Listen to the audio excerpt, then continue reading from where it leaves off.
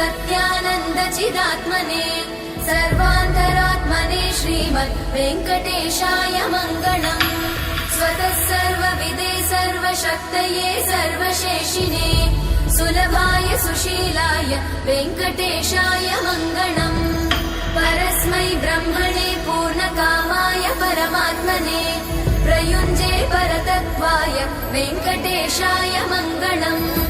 आकालतत्त्वमशान्तमात्मनामनुपश्यताम् अतृप्त्यमृतरूपाय वेङ्कटेशाय मङ्गलम्।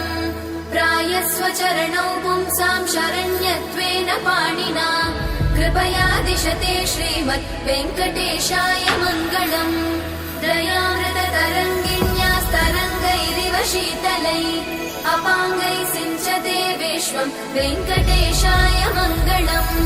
स्रग्भूषाम्बर